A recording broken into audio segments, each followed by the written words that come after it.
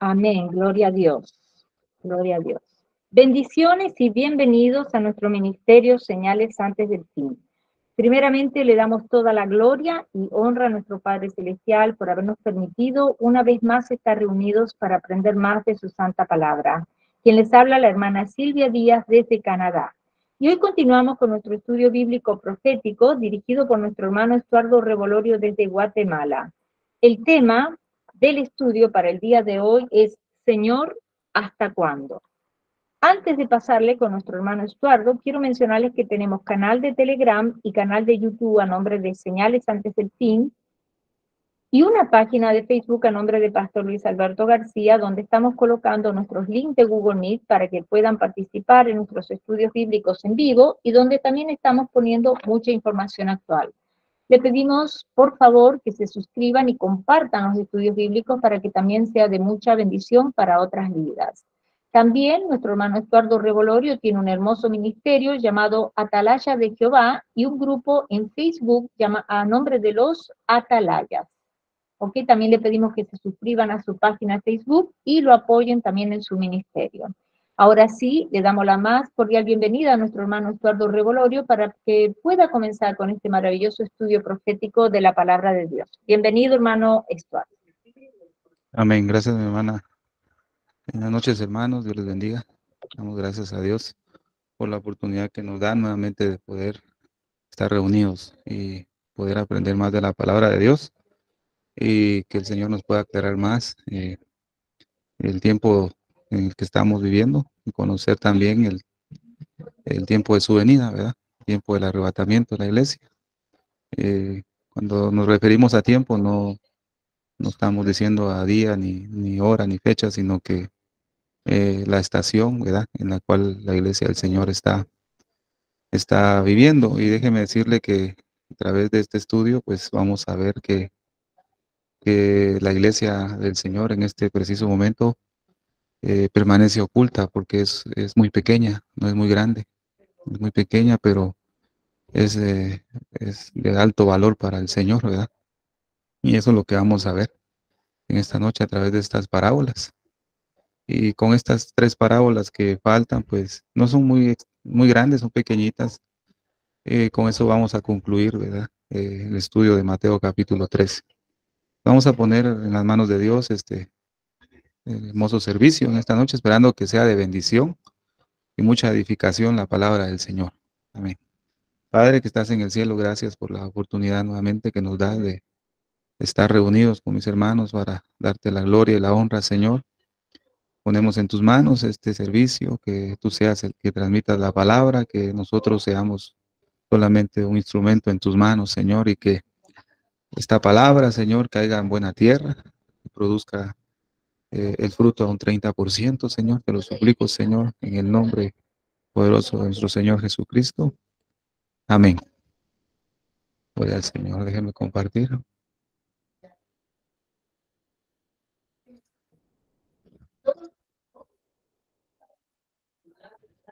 Gloria a Dios. Bueno, esta pregunta, ¿verdad? ¿Hasta cuándo, Señor, verdad? Con estas últimas parábolas, yo creo que fielmente que es un clamor que hay en nuestro espíritu, nuestra alma, cuando la Escritura habla de ven, Señor Jesús, no tardes más, ¿verdad? Pero ¿hasta cuándo? ¿Va? Entonces, es un gemir, ¿verdad? Eh, es un clamor que la iglesia del Señor creo que le está renaciendo en este tiempo. Eh, pero no tiene que ser a base de la desesperación, digamos, que está ocurriendo en el mundo, no tiene que ser por tanta prueba o por tanta calamidad que hay en el mundo, ¿verdad? No precisamente debe ser eso, sino por una desesperación, como dice el libro de Cantares, ¿verdad? Porque estoy enferma de amor, dijo la sulamita, ¿verdad? Sino es porque nosotros queremos ya estar con Él. Ese debe ser nuestro deseo, ¿verdad? Entonces, este título va a ser, esta pregunta, pues, o este clamor va a ser respondido al final, ¿verdad? El Señor nos va a decir cuánto tiempo falta.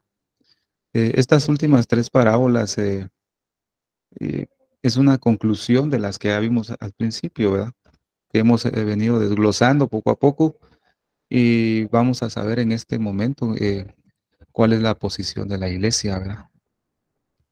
La iglesia no es más que el pueblo de Israel, digamos, el Estado de Israel no es más, sino que lo vimos en el libro de Ruth, ¿verdad? Cuando estudiamos el libro de Ruth, vimos que eh, los gentiles que se han injertado al pueblo del Señor van acompañando a Israel, ¿verdad? Van confortándolo, lo van ayudando, le van mostrando el plan, ¿verdad? Que Dios tiene sobre todos ellos y sobre nosotros, ¿verdad? Entonces nosotros vamos acompañando a Israel en este preciso momento, ¿verdad? Entonces vamos a entrar de lleno en esta hora con la ayuda del Señor.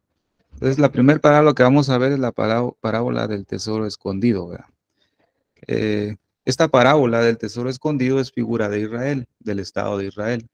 Es lo que vamos a ver, ¿verdad? Para que lo tengan en mente. Dice, el reino de los cielos es como un tesoro escondido en un campo. Cuando un hombre lo descubrió, lo volvió a esconder, dice.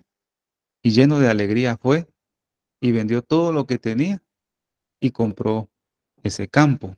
Entonces, en este pasaje lo que vemos es un campo, un tesoro y una persona, ¿verdad? Entonces, el campo es la tierra, ¿verdad? El campo es la tierra. El tesoro, la vamos a ver al ratito, ¿verdad? Y la persona también, pero el campo es la tierra. El campo es la tierra de Israel, el Estado de Israel. Para que vayan anotando ahí o para que vayan en el transcurso del mensaje armando, como dicen, el rompecabezas, ¿verdad? De lo que se va a enseñar. Entonces, el campo es Israel, amor. Entonces, es muy importante que comprendamos que en esa escritura se menciona siempre la palabra tierra, ¿verdad? Escucha tierra, dice en en algunos pasajes, ¿no? Escucha tierra. Entonces, cuando el Señor habla de esa manera, tenemos que ver completamente el pasaje para ver a quién se está refiriendo. Si no es a, si no es a Israel o es a uno, ¿verdad? Uno como persona, porque nosotros somos tierra. La escritura nos habla en Génesis que nosotros fuimos creados del polvo de la tierra, ¿verdad? Entonces tenemos que ver en eso, ¿verdad? Pero la escritura siempre habla sobre la tierra. Eh, ahora las naciones, cuando la escritura se menciona la palabra naciones, lo vimos en el mensaje de la señal de Jonás, ¿verdad? ¿Se acuerda? Cuando habla de naciones se refiere, se refiere al mar, ¿verdad? Cuando la escritura habla del mar, se refiere al mar de las naciones. En Apocalipsis usted puede contemplar mucho eso, ¿verdad? Que una bestia salió del mar, ¿verdad? Entonces eso habla de las naciones. O cuando el Señor disciplina a su pueblo y dice que los esparció sobre el mar, ¿verdad? Y eso se refiere sobre todo a los pueblos de la tierra. Entonces vemos, amado hermano, que en las escrituras el Señor envía a sus discípulos, ¿verdad? Él envía a sus discípulos, ¿verdad? Como pescadores de hombre, pero los envía a ese mar de las naciones. La escritura dice, y les dijo, venid en pos de mí y os haré pescadores de hombre. Entonces vemos que el Señor se los dice estando en el barco dentro del mar, ¿verdad? Dentro de las aguas. El Señor dice que los va a hacer pescadores de hombre, pero los envía, proféticamente hablando, los estaba enviando al mar de las naciones. Entonces, acerca de eso, cuando la escritura habla de la tierra, el Señor lo menciona en Levítico capítulo 25, perdón, versículo 23. La tierra no se venderá a perpetuidad, porque la tierra mía es, pues vosotros forasteros y extranjeros sois para conmigo. De Jehová es la tierra y su plenitud, el mundo y los que en él habitan. Entonces vemos, amado, que todo le pertenece al Señor, ¿verdad? O sea, la tierra no se venderá, porque la tierra mía es. Entonces, en Mateo capítulo 13, el Señor se refiere siempre al campo, ¿verdad? Vemos que desde la primera parábola que vimos, es de la parábola del labrador, el Señor hace referencia siempre a 4 tipos de terreno. Siempre fue basado en la tierra, fíjese, mamá. Cuando vimos la parábola de la cizaña, y el trigo es en la tierra, siempre su origen es la tierra. Entonces, esto quiere decir, amado hermano, que todo lo que está aconteciendo acá, en este preciso momento que estamos viviendo, todas esas noticias y todo, ha tenido su origen en la tierra. Y ya sabemos que la tierra es Israel. Desde ahí, el Señor ha originado toda esa palabra profética para nosotros. Por eso, Israel es nuestro reloj profético, ¿verdad? El campo, que es la tierra, que es Israel, es, amado hermano, nuestro reloj profético. Ahora veamos algo muy importante. El tesoro se refiere al pueblo de Israel. Ahora, cuando dice el campo, se refiere a toda el área geográfica, ¿verdad? De Israel. Ahora, el tesoro es el pueblo que habita dentro de esa tierra. La escritura es muy clara, hermano, que el Señor eligió a ese pueblo y dice, no por ser un pueblo extraordinario, yo los elegí, sino porque era el menos insignificante, ¿verdad? Yo los elegí a ustedes. Eso lo podemos ver en Salmo 135, versículo 4, ¿verdad? Porque Jehová ha escogido a Jacob para sí, a Israel por posesión suya. Entonces, cuando la escritura dice acá, porque Jehová ha escogido a Jacob, cuando la escritura menciona siempre eso, ¿verdad? Y usted lo puede leer ahí en los profetas, cuando usted está leyendo por ahí dice, porque Jacob, porque yo escogí a Jacob, se refiere a un pueblo que todavía no se había convertido. Recuerde que Jacob se le fue cambiado el nombre cuando luchó con Dios, ¿verdad? Cuando él tuvo una conversión genuina. Entonces, cuando el Señor se refiere a su pueblo como Jacob, es que todavía no ha habido una conversión hacia el Mesías, ¿verdad? Digamos, hacia el Dios Todopoderoso. Pero después dice, a Israel por posesión suya. Entonces ahí hay un cambio, ¿verdad? El pueblo de Israel se ha ligado con el Señor, ¿verdad? Entonces dice, porque ha escogido a Jacob para sí y a Israel por posesión suya. Entonces el tesoro es el pueblo de Israel. Entonces dice Deuteronomios capítulo 7, versículo 6. Porque tú eres pueblo santo a Jehová tu Dios. Jehová tu Dios te ha escogido para hacerle un pueblo especial, más que todos los pueblos que están sobre la haz de la tierra. Entonces, Dios escogió a Israel. Cuando leemos esto, pues lo podemos aplicar también, ¿verdad? Para nosotros como gentiles, porque nosotros pasamos a ser parte, ¿verdad? Del pueblo del Señor. Cuando usted le abrió el corazón al Señor, usted fue injertado, ¿verdad? Aunque las ramas originales han sido quebradas, dice Romanos 11, usted ha sido injertado y por lo tanto, usted y yo no somos más que el pueblo de Israel, ¿verdad? Porque dice la escritura, más vosotros siendo acebuches que fueron injertados, no pretenda ser más que las ramas que han sido quebradas, ¿verdad? Somos iguales, ¿verdad? Ante el Señor. Pero todo originó con un pequeño pueblo. Entonces, el tesoro es el pueblo de Israel. Entonces, estos versículos mencionan que Israel a los ojos de Dios es un tesoro extremadamente precioso, ¿verdad? Para Dios es precioso. Y el Señor no ha desechado a su pueblo. Dios no lo ha desechado, ¿verdad? Porque, eh, pues lamentablemente se escuchan prédicas que incluso, pues una hermana me comentó una vez, hace poco, esos días, es que Israel ya no es el pueblo de Dios. Ellos ya no son, ya fueron despreciados. Nosotros tomamos su lugar, dice, ¿va? Entonces, pues no es así. La escritura dice, Dios no ha desechado a su pueblo, no lo ha desechado. Lo tiene en disciplina, ¿verdad? Lo tiene en disciplina, pero es para algo bueno, ¿ves? Cuando vimos en el libro de Ruth que Noemí dice que ella se cambió su nombre que significaba Mara, ¿va? Que significa amargura. Y vimos que a través de Noemí, en esa figura, que Noemí es figura de Israel, en el exilio, en el mar de las naciones, ella tuvo una amarga vida en la tierra de Moab, ¿verdad? Pero a través de ese sufrimiento amargo que tuvo, dio la oportunidad para que Ruth tuviera un encuentro con Booz. Entonces, ese exilio, esa dispersión que ha tenido el pueblo de Israel hasta este tiempo, ¿verdad? Que ha sido amargo para ellos, lo que ha beneficiado es para que nosotros como gentiles tuviéramos ese encuentro con vos. O sea, no ha sido por gusto y no ha sido porque Dios le place hacer sufrir a su pueblo, no, sino porque Dios tiene un plan maravilloso, ¿verdad? Porque dice que el que Dios toma por hijo, ¿verdad? Disciplina. Y dice la escritura, hijo mío, no menosprecies la disciplina del Señor, ¿verdad? No, no hay que menospreciar, ¿verdad? La disciplina del Señor no es que nos esté golpeando ni nos esté lastimando, ¿verdad? La disciplina del Señor es una corrección divina a través de su palabra, primeramente, hacernos recapacitar para volvernos a Él, ¿verdad? Y eso es lo que el Señor ha estado trabajando con el pueblo de Israel.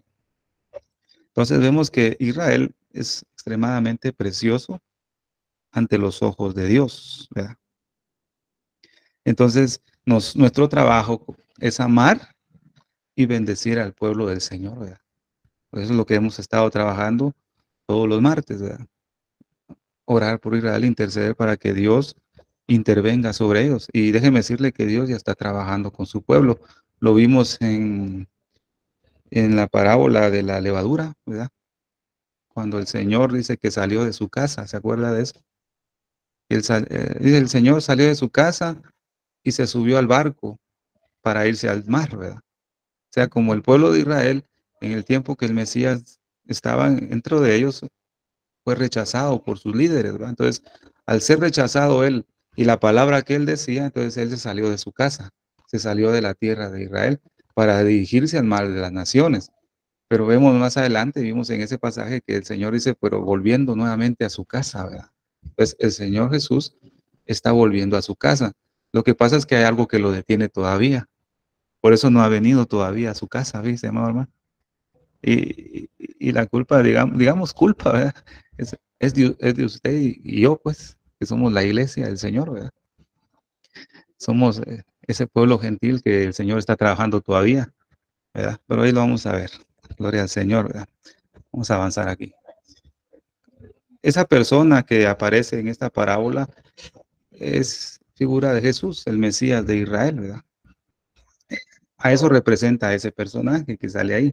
O sea, gozoso por ello va y vende todo lo que tiene y compra aquel campo, dice.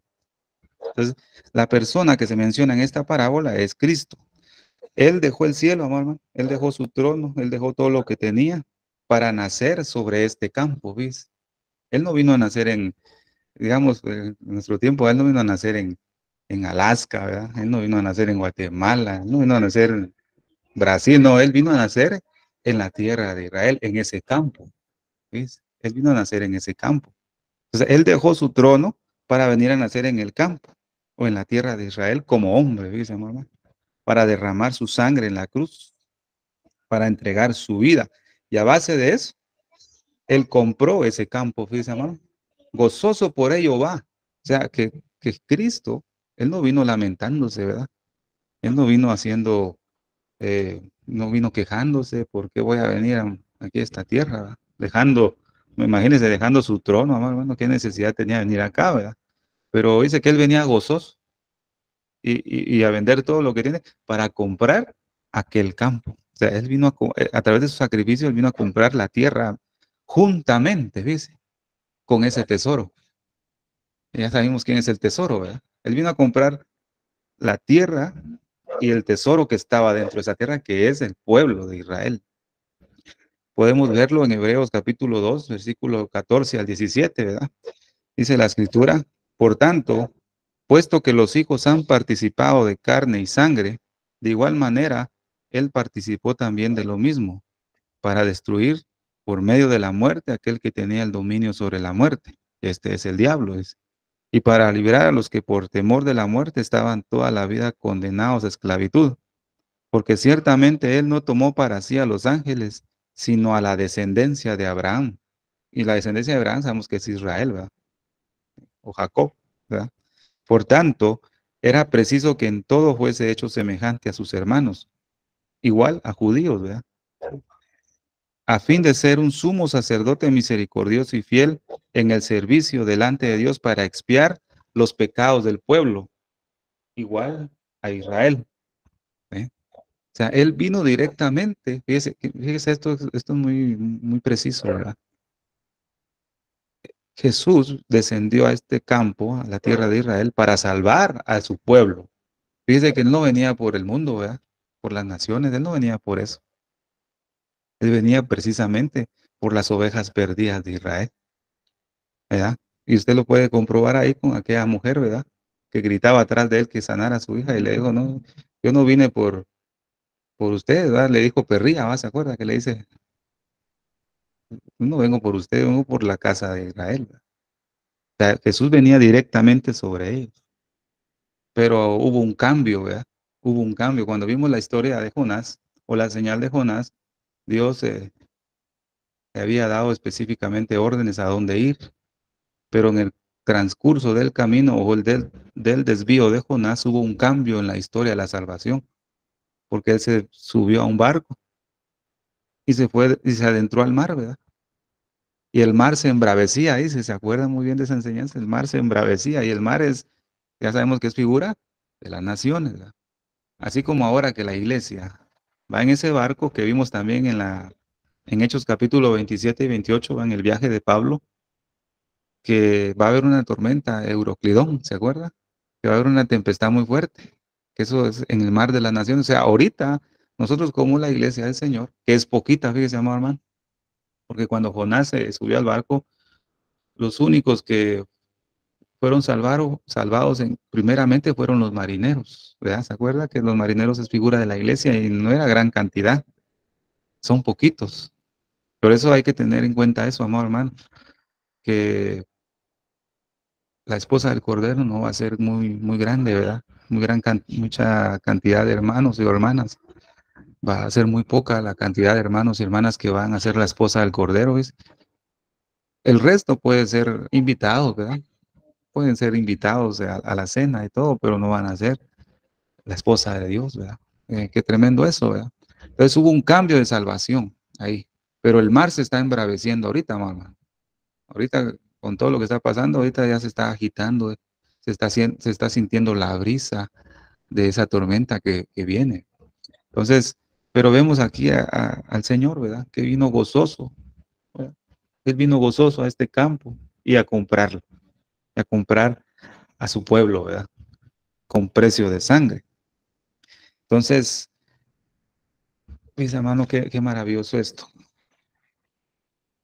Cuando vemos en Israel, amado hermano, el Señor vino primero a esa tierra, Él pagó el precio, un precio muy caro, ¿verdad? Que nadie lo podía pagar. Incluso Caifás, a pesar de que él no era un sacerdote legítimo, digamos, ¿verdad? Porque estaba desviado del plan de Dios, ¿verdad? Pero Dios lo tenía ahí porque vemos en el libro de Daniel que Él pone y quita reyes, dice, ¿va? O sea, Dios usa todo el medio para cumplir su plan. Pero vemos que Caifás hace una declaración muy importante. Aunque él sin querer no se dio cuenta que él estaba profetizando algo muy importante, ¿verdad? Entonces, usted lo puede ver en Juan capítulo 11, versículo 49 al 52, ¿verdad? Donde dice, entonces uno de ellos, Caifás, que era sumo sacerdote en aquel año, les dijo, vosotros no sabéis nada, ni consideráis que os conviene que un solo hombre muera por el pueblo y no que perezca toda la nación. Pero esto no lo dijo de sí mismo, sino que como era el sumo sacerdote de aquel año, profetizó que Jesús había de morir por la nación. Conviene que muera un solo hombre, no dice por el mundo, fíjese, amor hermano. Ahí no dice así, va. No conviene que muera un solo hombre por el mundo y que perezca todas las naciones del mundo. No dice así. Conviene que muera uno solo por el pueblo, por ese tesoro escondido, ¿verdad? Y no perezca todo el campo, ¿verdad? Hablándolo ya con la parábola que estamos viendo. Se puede dar cuenta que Jesús no venía directamente solo por su nación y por el pueblo que él había escogido. ¿Sabe por qué es esto? ¿Sabe por qué pasó esto? Que Dios me ayude a explicar esto, a ver si lo logro transmitir.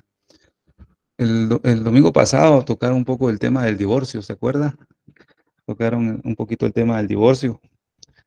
Vemos que en el libro de Malaquías el Señor dice que Él repudia el divorcio, ¿verdad? Usted lo puede ver ahí, creo que es Malaquías 4, capítulo 3 o capítulo 4, por ahí en esos pasajes está. que él repudia el divorcio. Vemos que a Jesús le preguntan si daba permiso para que se divorciaran o repudiara a su mujer. Entonces Jesús lo primero que responde y dice, pues el hombre dejará a su padre y a su madre y se unirá a su mujer, y los dos serán una sola carne. Pero Moisés permitió que se diera carta de divorcio por la dureza de su corazón. Pero al principio no era así. Así dice Jesús, ¿va? Al principio no era así. Pero vemos en el transcurso de la historia que en Éxodo, Números, puede usted contemplar ahí que el Señor decía, mas yo te tomé como marido de tu mano derecha, hablando sobre Israel. O sea que había ya un matrimonio hecho ahí, digamos, ¿verdad? El Señor siempre decía así de su pueblo y que Él era marido de él. Porque tu marido, dice, porque tu marido es tu hacedor, dice. Jehová de los ejércitos es su nombre, dice. O sea, ya había un compromiso matrimonial ahí. Recuerde que la relación entre Cristo y la iglesia no es lo mismo de un noviazgo terrenal como el nuestro, ¿va? Y primeramente Dios, creo que si Dios nos permite la vida, el otro domingo podemos hablar sobre Rebeca, que es igual a la novia de Cristo, que es un mensaje que está muy pendiente hace como 2 meses, tal vez, pero creo que es conveniente hacer esa aclaración porque no es la misma relación de noviazgo que tenemos nosotros aquí en este mundo que Dios con la iglesia, no es lo mismo. Y os he desposado con un solo esposo. La palabra desposado significa compromiso matrimonial, o sea que desde usted que vino a Cristo y se ha comprometido con Él y ha aceptado el pacto, ha aceptado la alianza con Él, automáticamente usted y yo estamos comprometidos en matrimonio con Cristo. Lo que pasa es que solo una de las partes está cumpliendo ese compromiso matrimonial. Definitivamente es Cristo. Nosotros quebrantamos ese pacto matrimonial constantemente, ¿verdad? Pero el Señor dice, si 7 veces cae el justo, 7 veces lo levanta el Señor, ¿verdad? Dios es misericordioso, ¿verdad? Entonces vemos que a través de la historia de Israel en la palabra, el Señor siempre se relacionó con su pueblo como un matrimonio, como un esposo, ¿verdad? Pero como el pueblo se desvió totalmente del Señor, vemos en Jeremías capítulo 3, donde dice que el Señor le da carta de repudio a Israel. ¿Y se llama, hermano? Le da carta de repudio. O sea, otra versión dice, se divorció de su pueblo. Mire qué tremendo esto. Eso no lo tengo acá, hermanos. Es algo que el Señor está poniendo en mi corazón, ¿verdad? Para dárselo a usted. O sea, el Señor se divorció de su pueblo. Automáticamente Israel, si tomaba a otro amante, a otro Dios, automáticamente cometía adulterio, ¿verdad?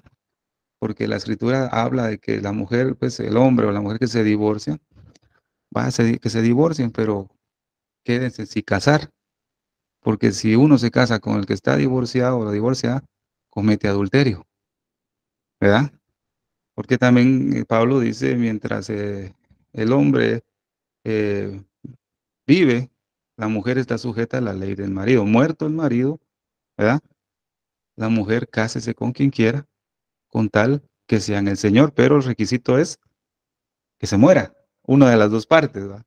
Más de alguno muere, pues el otro se puede casar. Entonces, vemos que acá Cristo o Dios, ¿verdad? En el antiguo pacto, se divorció de su pueblo Israel. Ninguno ha muerto, ¿verdad? En ese momento no había muerto. Por lo tanto, si Israel tomaba a otro como Dios, adulteraba. Y digamos, si Dios hubiera tomado a otro pueblo, pues hubiera quebrantado la ley, ¿verdad? Y hubiera sido un adulterio, pero como Dios es fiel a su palabra, nunca iba a suceder eso, ¿verdad? Pero con Israel sí. Israel comenzó a tener amantes, usted lo puede ver ahí en el libro de Oseas, ¿verdad? Ahí en el libro de Oseas usted puede contemplar que Israel comenzó a tener otros amantes porque quería conseguir su trigo, su vino, su aceite. Bueno, Israel no podía tomar otro Dios, aunque Dios se había divorciado de su pueblo, no podía. Entonces, ¿qué tenía que pasar? para que Israel volviera a su Dios, porque dice Deuteronomio, ¿verdad? En el capítulo 21 habla sobre el divorcio. Déjeme buscarlo para leerlo, amor, hermano. Disculpe que me tarde un poco aquí, pero creo que es por la aclaración que hace aquí Caifás, ¿va? Conviene que muera uno solo por el pueblo y no perezca toda la nación, ¿verdad? Déjeme encontrar este.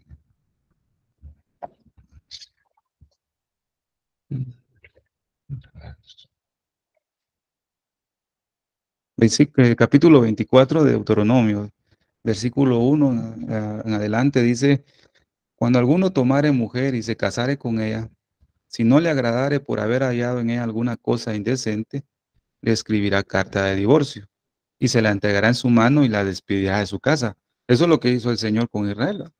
Como Israel no quería volverse a él, siempre cometía eh, fornicación con otros dioses. Bueno, el Señor dice, le doy carta de repudio. No quieren tener, la despido de su casa. Pero dice, y salida de casa, podrá ir a casarse con otro hombre, pero si la aborreciere este último, o sea que esta mujer que fue repudiada, pues consiguió otro, ¿verdad? Y digamos, se casó. Pero este último es, ¿verdad?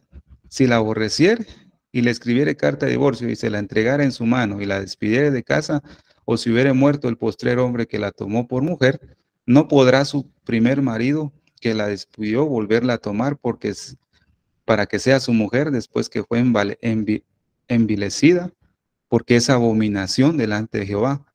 Y no has de pervertir la tierra que Jehová tu Dios te da por heredad. Fíjese, amor, hermano. O sea que bueno, Dios repudió a Israel, le dio carta de divorcio, Israel se fue. Todo este tiempo Israel pues ha cometido adulterio, ¿verdad? Porque se ha ido atrás de otros amantes. Pero Israel, antes de que Cristo muriera en la cruz, quería volver a Dios, pero no podía, porque Dios no podía tomar nuevamente Israel, porque era una tierra que había sido amancillada y era quebrantar la ley de Dios. O sea, aunque Dios mismo, misericordioso y bondadoso, quisiera, después de haberle dado carta de divorcio a Israel, que él hubiera querido tomar a su pueblo nuevamente por su novia, por su esposa, no podía, porque la tierra de Israel había sido contaminada. O sea, Dios no podía quebrantar su ley, tenía que pasar algo. Por qué voy esto? Porque Jesús, cuando vino a este mundo, vino directamente a morir y a rescatar su campo, su tesoro, que es la tierra de Israel. Cuando Cristo vino a morir, cumplió lo que Pablo dice, muerto el marido. La mujer es libre de la ley del marido, dice, y está libre para casarse con otro con tal que sea en el Señor. El requisito para que la mujer no cometiera adulterio era que el marido tenía que morir, ¿ves? Pero no decía nada de resucitar, ¿ves? Solo tenía que morir. Entonces, cuando Cristo viene y muere en la cruz, viene a pagar el precio por ese campo que es Israel, ¿verdad? Entonces viene y Cristo resucita. Recuerde que solo era morir, ¿verdad? Y la mujer era libre. Entonces Cristo resucita. Entonces cuando Cristo resucita, Israel tiene nuevamente la oportunidad de volver a regresar a su primer marido, porque Cristo cumplió la ley en el cual de él vino a morir. Entonces Israel era libre. Pero como resucitó, el Señor da nuevamente la oportunidad para que Israel regrese y vuelva a ser, fíjese, su esposa, fíjese, amor, hermano. Ahí entramos todos nosotros, ¿verdad? Ahí ya no estamos bajo la ley. Por eso dice la Escritura, ustedes ya no están más bajo la ley. ¿Cuál ley? La ley del adulterio, fíjese, amor, hermano. Qué interesante eso, ¿ah? Qué bonito es eso saberlo. Porque si Israel hubiera regresado al Señor, estaba bajo la ley del adulterio, pero como Cristo pagó el precio y resucitó, ya no estamos bajo esa ley. Israel ya no está bajo esa ley, puede volver al Mesías, a Cristo. Todo viene cuando dice Caifás, conviene que uno muera por el pueblo y no perezca toda la nación. La nación iba a perecer por un adulterio que ellos mismos estaban cometiendo por haberse ido con otros ídolos, con otros dioses, pero Cristo pagó el precio. Pero dentro de ese precio a pagar hay algo muy importante, hay una perla, fíjense, y esa perla es usted y yo. ¿Verdad? Qué bonito, vamos a llegar ahí. Entonces ya podemos comprender por qué razón Cristo tenía que venir por este campo. Gloria al Señor. El tesoro escondido lo vamos a ver a la luz de la profecía. Amén. Ese podemos tomar siempre Mateo capítulo 13, versículo 44. El reino de los cielos es semejante a un tesoro escondido en el campo. Fíjese, pues, un tesoro escondido en el campo que un hombre descubrió y luego lo volvió a esconder, ¿va? Luego lo escondió y con regocijo va, vende todo lo que tiene y compra aquel campo. Entonces, ahora pongamos atención a la palabra escondió y escondido, porque eso es lo que mencionaba. Es semejante a un tesoro escondido y luego lo escondió. Este hombre ya vimos que es nuestro Señor Jesucristo, o como dice la Escritura, el Hijo del Hombre. El Hijo del Hombre, Cristo descubrió al tesoro escondido en el campo y enseguida lo vuelve a esconder. Fíjese, amado hermano, eso es muy importante. Pero más tarde dice que él comenzó a desenterrar ese tesoro, ¿verdad? Pero es mucho más tarde. Pero mientras eso sucedía, este hombre no lo estaba desenterrando, sino lo había dejado escondido en el campo. Entonces, visto, amado hermano, a la luz profética de esta palabra, vamos a descubrir quién es ese tesoro escondido, ¿verdad? Gloria al Señor. Y lo vamos a ver en la parábola de la perla del gran precio, porque es una continuación de esta, ¿verdad? Entonces, como conclusión de la parábola del tesoro escondido, vemos que Cristo compró con su sangre, con ese sacrificio en la cruz del Calvario, compró el campo, compró la tierra, compró el pueblo de Israel. Pero aún el pueblo de Israel, pongamos atención bien a esto, el pueblo de Israel se mantiene escondido, como ese tesoro, ¿ves? Todavía se mantiene escondido. Eso se refiere, lo escondió y lo ha escondido. ¿A quién escondió el Señor? Al pueblo de Israel todavía. Todavía lo tiene enterrado, ¿ves, amado hermano? Porque la redención de Israel aún no se ha hecho visible. Israel ha resucitado físicamente como Estado, como una nación, pero internamente Israel todavía no. A eso se refiere la profecía de Ezequiel capítulo 37 sobre el valle de los huesos secos. Fíjense, ha sucedido cuando el profeta dice que vio un gran estruendo y que los huesos se le comenzó a dar músculos y nervios y todo, pero ahí quedó. Esos huesos tuvieron solo, ¿qué? Músculo, piel y de todo, pero no había espíritu en ellos. Eso es lo que hay ahorita con Israel. Israel desde 1948 fue que le empezó a crecer huesos, ¿verdad? Se empezaron a unir los huesos, a echar músculo, etcétera, pero hasta ahí no más. Más adelante el profeta Ezequiel, dirigido por Dios, profetiza que haya espíritu dentro de ellos. Eso todavía no ha sucedido, porque internamente Israel todavía no está restaurado, solo físicamente.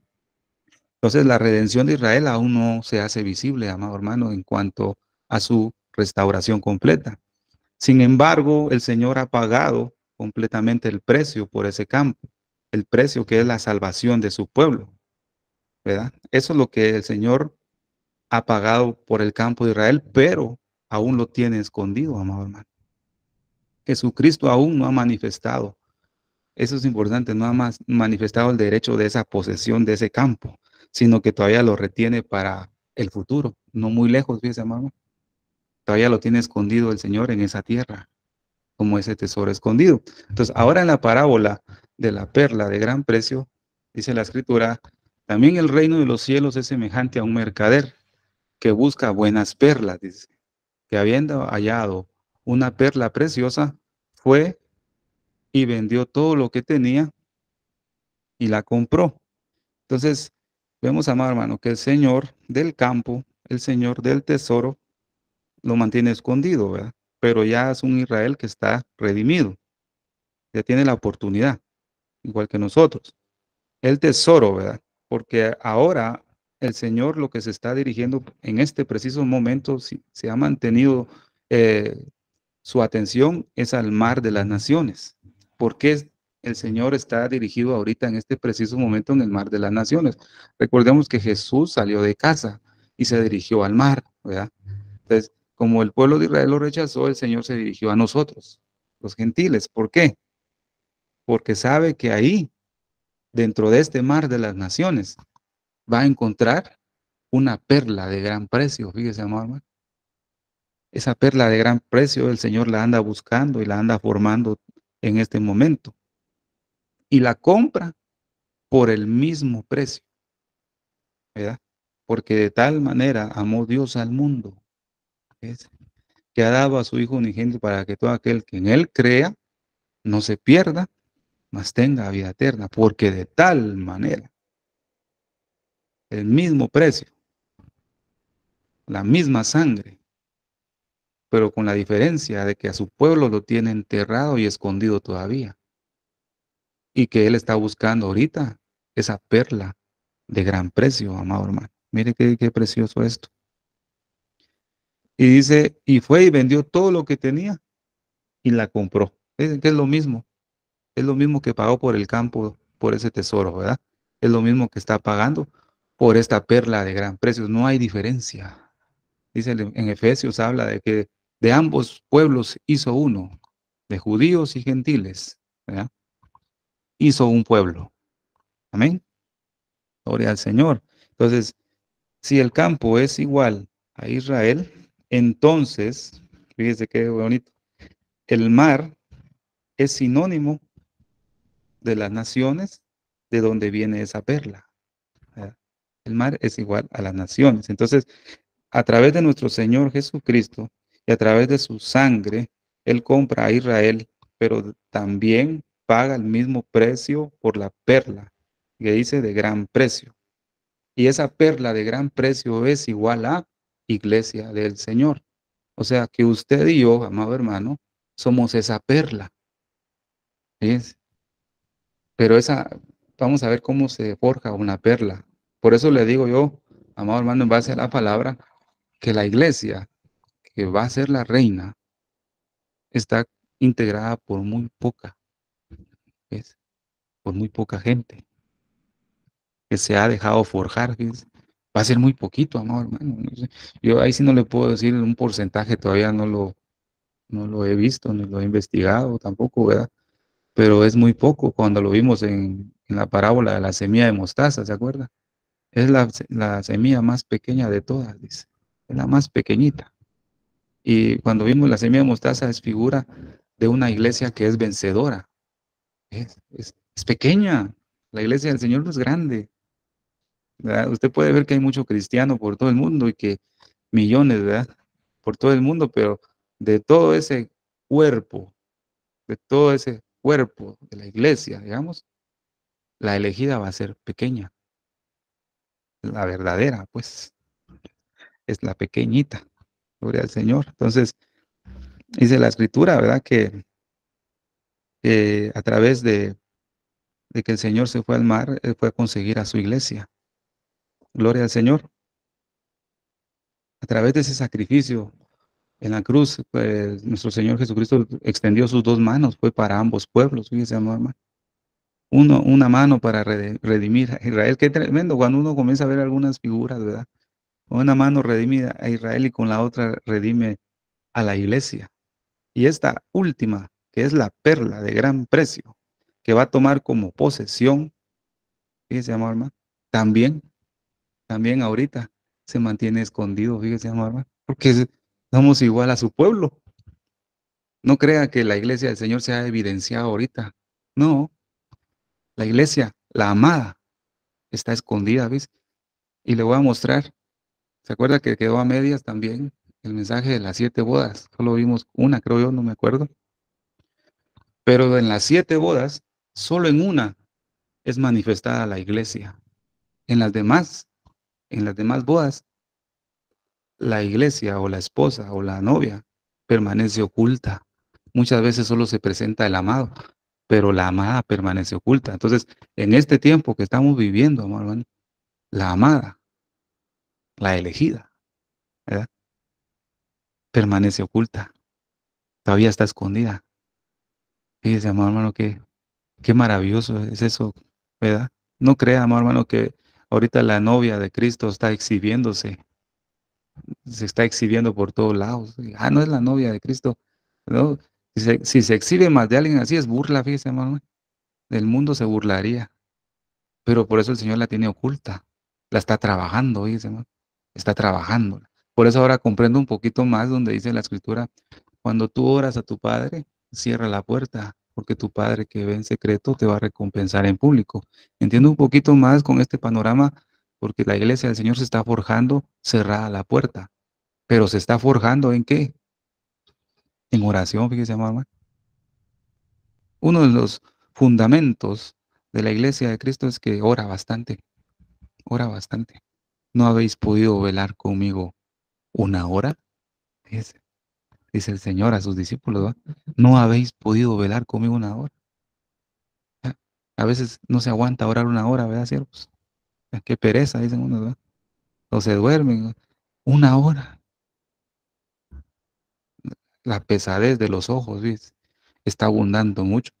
Déjeme decirle, amado hermano, que antes de entrar a esa medianoche, nuestro Señor Jesucristo nos exhorta a través de ese pasaje que debemos velar en oración, pero se da cuenta que hay una tremenda oposición a la oración. Hay pesadez, hay mucho cansancio, hay un adormecimiento. Esa es la gran prueba que nosotros como iglesia tenemos. No nos gusta orar, definitivamente, a la carne no le gusta. Solo dependemos de la gracia de Dios para poder estar así. Entonces, la oración lo que nos va a instruir es estar en oculto, ahí en secreto, no estar fanfarroneando, dicen, ¿verdad? O estar haciendo alarde de que tengo poder de Dios, ¿verdad? Que aquí, que allá, haciendo shows. Fíjese que eso es tremendo. Yo tengo a veces curiosidades eh, y pregunto en mi corazón al Señor, ¿verdad? Que por qué tanto show de tantos hermanos, ¿verdad? Que se han desviado, ¿verdad? Que hacen esos espectáculos, digamos, ¿verdad? De que están haciendo liberación y le preguntan al demonio quién eres y por qué estás ahí, quién te manda, y comienzan a hacer un montón de cosas. Usted sabe lo que estoy hablando, ¿verdad? Y yo le digo a Dios que me enseñara algo en la escritura, pues, para corroborar qué es lo que está pasando ahí. Y fíjese que, déjenme encontrarlo en el libro de Ezequiel, habla algo sobre esos profetas falsos, ¿ves? El Señor el único que los va a hacer desaparecer, digamos, de su función maléfica que tienen es Dios, no es usted ni yo, nosotros solo somos encargados de declarar la verdad. Pero fíjese que lo encontré por acá, déjenme ver que a veces a uno se le van los versículos, amor. Mm, Déjeme ver, amor. Mm,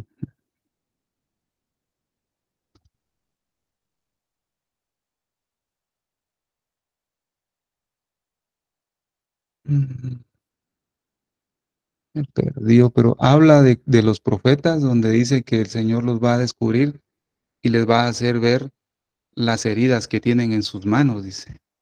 Hablando de los falsos profetas, tal vez si me lo pueden conseguir ahí más o menos así. Dice al final que estos falsos profetas serán evidenciados por las heridas que tienen en sus manos. A ver,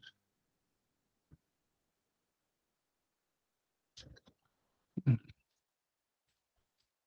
no creo que es Zacarías, dice hermano, déjeme ver. Deme tiempo, mi hermano, como no hay prisa. Señor. Mm, Aquí está. Es Zacarías, capítulo 13, dice, versículo 4, dice, fíjese pues. Y sucederá en aquel tiempo. Este capítulo habla de que el Señor todavía va a dar una oportunidad a su pueblo, ¿verdad? Para poder retornar, ¿verdad? Pero dice versículo 4, y sucederá, dice, en aquel tiempo que todos los profetas se avergonzarán de su visión cuando profetizaren, y nunca más vestirán el manto velloso para mentir. Y dirá, no soy profeta, labrador soy de la tierra. O sea que cuando el Señor viene a exhibir a estos falsos profetas, aún estos falsos profetas van a ocultarse, hacerse pasar por religiosos para que no los detecten, ¿verdad? Entonces dice, no soy profeta, labrador soy de la tierra. Entonces ya sabemos que cuando dice labrador soy de la tierra se refiere al campo, ¿verdad? Se refiere al pueblo de Israel, se refiere a todos los que habitamos en el reino de Dios también, ¿verdad? Pues he estado en el campo desde mi juventud, y le preguntarán, ¿qué heridas son estas en tus manos? Dice. Y él responderá, con ellas fui herido en casa de mis amigos. Entonces, cuando yo leí esto, ¿qué heridas son estas en tus manos? Fíjese que en ese tiempo los falsos profetas, para llamar la atención y para capturar al pueblo, les hacían un show, fíjese, hermano, un gran espectáculo que hacían que hasta que sus manos, pues, digamos, se le provocaran algunas heridas o sangraran. De tanto el espectáculo que hacían para profetizar cosas vanas, ellos se lastimaban sus manos. Entonces el Señor los descubre fácilmente, porque les dice ahí, va, eh, ¿qué heridas son estas en tus manos? ¿Verdad? Les está preguntando, ¿ves? Entonces cuando yo leo eso, fíjese que Dios me consuela y me dice que el Señor los va a evidenciar por esas heridas en sus manos. Cuando usted ve esos espectáculos en este tiempo, de esas cosas, ¿verdad? Que no son ni de Dios, usted se dará cuenta a través de esas heridas que ellos tienen que no la ven, ¿verdad? Pero la Escritura dice que son falsos profetas. Cuando usted vea todas esas cosas, usted dice, eso no es de Dios, ¿verdad? Eso no es de Dios y la Escritura dice, a esto se evita. Tendrán la apariencia de la piedad, ¿verdad? A esto se evita. No hay que pelear con ellos, ¿verdad? No hay que ponernos a debatir con ellos ni nada por el estilo, porque el único que los va a hacer entender y los va a evidenciar de todo es Dios. Nosotros solo evitar, evita. En otra parte de la escritura dice, ni aún con ellos comáis, dice, fíjese, ¿verdad? Es que Dios nos dice evitarlo y no comas con ellos. Habla de comer, hablar de la escritura, no comas con ellos, ¿no? Es Dios. Entonces, la iglesia del Señor se mantiene de esa manera, oculta, fíjese, hermano. La iglesia del Señor no va a estar peleando ahorita nada. Que peleo aquí con un hermano que me voy allá porque lo voy a confrontar, vamos a debatir a ver quién gana y quién sabe más, ¿no? Porque ahora está de moda eso, usted puede verlo en las redes, debates, live le dicen, va, en vivos, en TikTok o en Facebook, que son debates de esto, que si Dios es uno, que si la Trinidad no existe, que si la Torah aquí, que si el nuevo pacto no es, no es, debates de eso que nada aprovechan de eso es perder el tiempo, ¿ves? A mí me cae mal eso. No es como que alguien da un mensaje de consolación, ¿verdad? Un mensaje de exhortación, de restauración por la palabra. Qué rico, ¿verdad? Eso es nutritivo, ¿verdad? Por eso la iglesia se mantiene también escondida. Dios la mantiene así. Bueno, a la que se va a casar, ¿verdad? Espero que usted y yo, Dios nos tome en cuenta para eso, ¿verdad? Primeramente Dios, ¿verdad, amados hermanos? Me detuve un poco acá. Gloria al Señor. Dice en Lucas capítulo 19, versículo 10.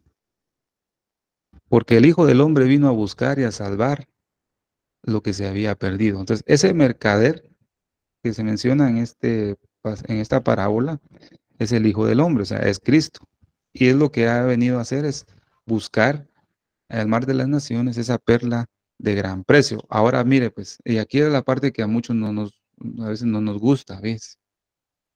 No nos gusta, por eso la iglesia, por eso le digo nuevamente y repito, la iglesia, la que se va a casar, es pequeña, porque esa perla o una perla se forja bajo dolores, fíjese, amor.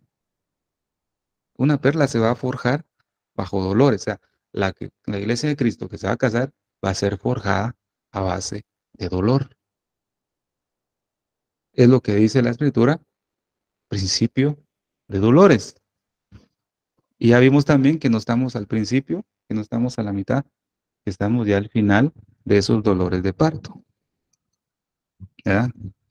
Así cuando dice la escritura, también, así como la mujer cuando se acerca al parto gime y da gritos con sus dolores, así hemos sido delante de ti, oh Señor. O sea, cuando usted grita y yo, pues, por a veces lo que Dios permite que pasemos, ¿verdad?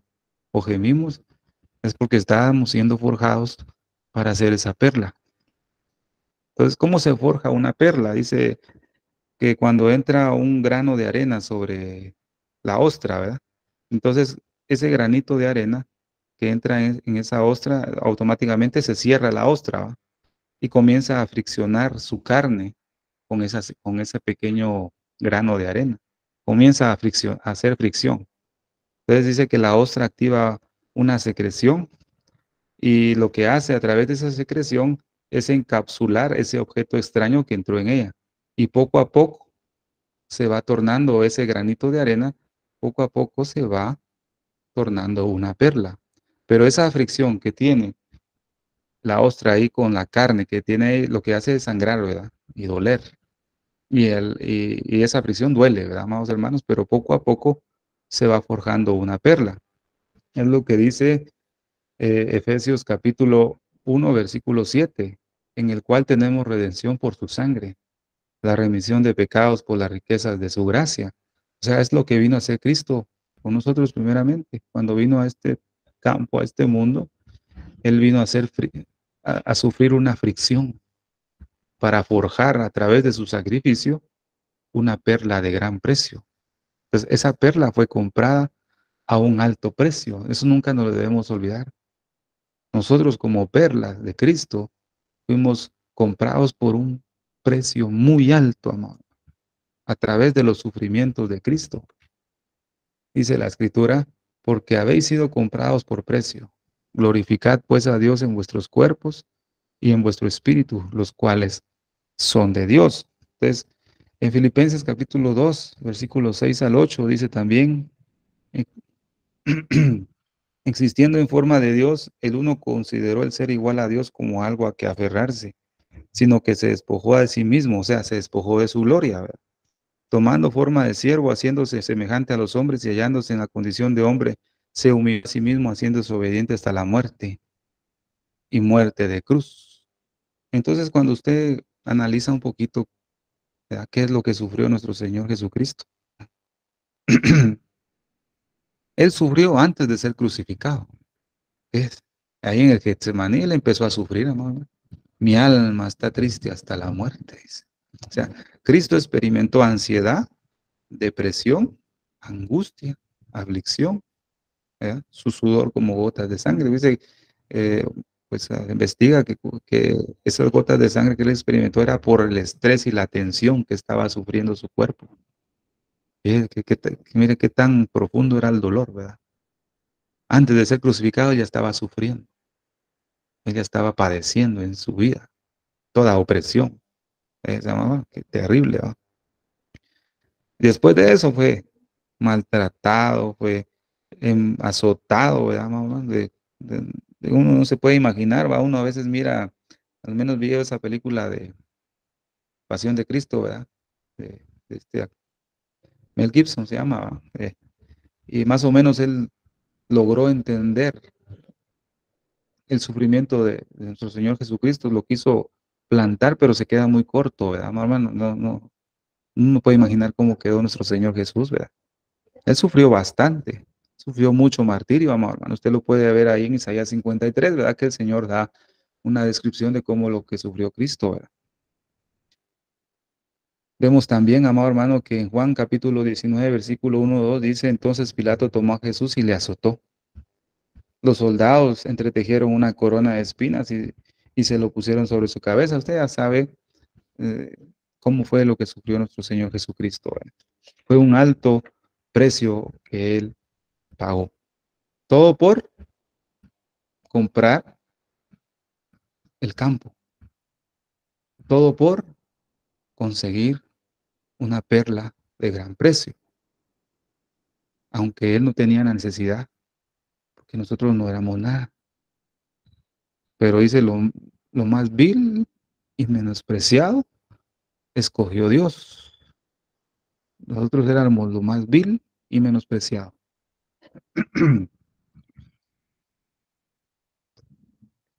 Gloria al Señor. La perla de gran precio, la iglesia, no está siendo visible en este preciso momento porque está en un proceso, fíjese, hermano. La iglesia del Señor está escondida porque muertos sois y vuestra vida está escondida con Cristo en Dios, ¿verdad? Nosotros estamos escondidos. El único que ha visto a su iglesia es Cristo, porque Él conoce todo, ¿verdad, mamá? De ahí, ningún, digamos, ninguna organización o ningún organismo, ¿verdad? ni un ojo humano, ¿verdad? Ni ninguna denominación ha visto a la iglesia. Todavía no, porque se está forjando en secreto. Ese proceso es en secreto porque la ostra recibe ese granito de arena y se cierra. Durante ese encierro, ella está trabajando la perla a escondidas, en oculto, amado hermano. Ahí se está trabajando, no se está trabajando visiblemente. Eso es un poquito, digamos, complicado o difícil de asimilarlo porque hemos entendido que la iglesia del Señor es visible ahorita y no es así.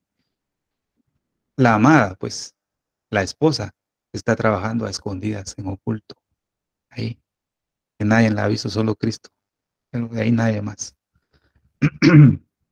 Gloria al Señor. Entonces, dice, pues, la perla se forja lentamente. Dice en un diccionario, dice las perlas, la formación redonda de nácar se llama, va como, o la cáscara, que se forma en el interior de una ostra de mar o de agua dulce como consecuencia de un tumor epitelial, dice. Es la excrescencia de células de la piel que éstas se separan, como en la construcción de un caparazón. Es así como se va formando la perla dentro de la ostra. Pero este proceso, fíjese, amado hermano, fíjese que es importante, para formar una perla es un proceso de 10 a 15 años. El Señor está formando su iglesia y ya va un periodo de 2000 años, ¿verdad? Eh, no ha sido fácil. Pablo dice, otra vez tengo que volver a crear en ustedes la imagen de Cristo. O sea, echaron a perder lo que ya iban teniendo de Cristo.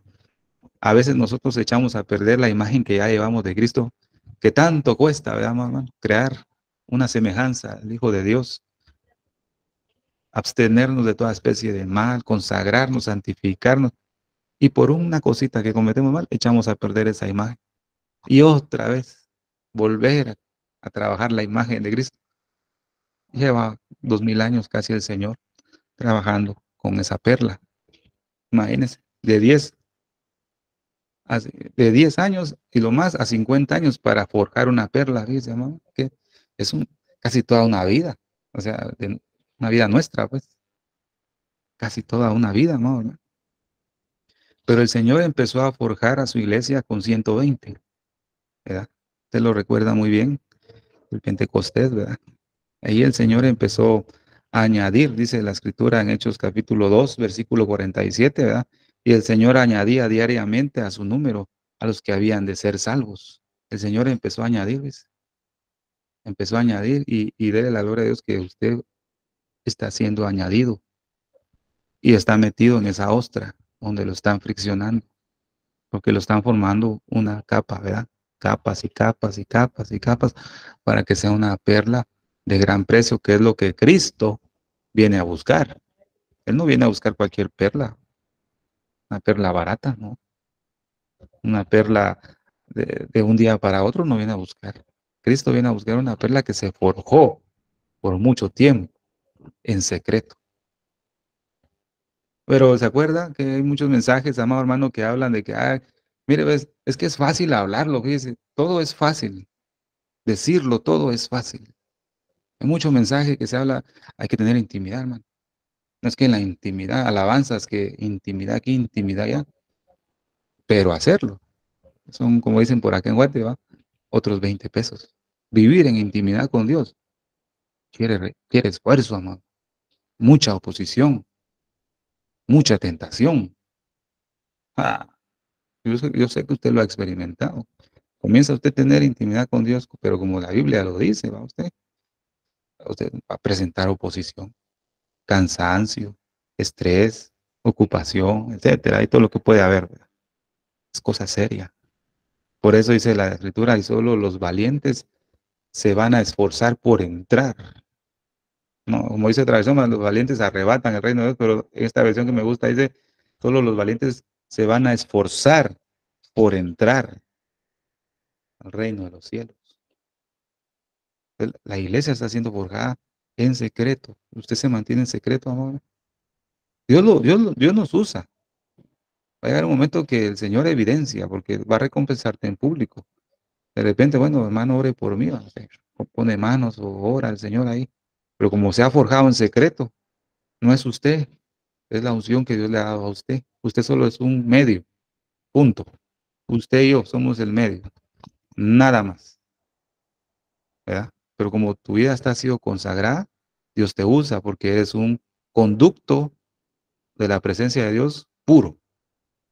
Eres oro, pues, no eres ni bronce ni eres cualquier otro metal que no conduce bien la energía, ¿verdad? De la luz, sino que el mejor conductor de la electricidad es el oro, ¿verdad? Entonces, el Señor nos quiere bien limpios. Entonces, el Señor en un momento te va a usar en público, porque sabe que como estás en secreto, tú le vas a dar la gloria a Él, pero ahora no. Otros quieren evidenciar qué tan buenos son, pero recuerde que Dios usó a Caifás, ¿verdad?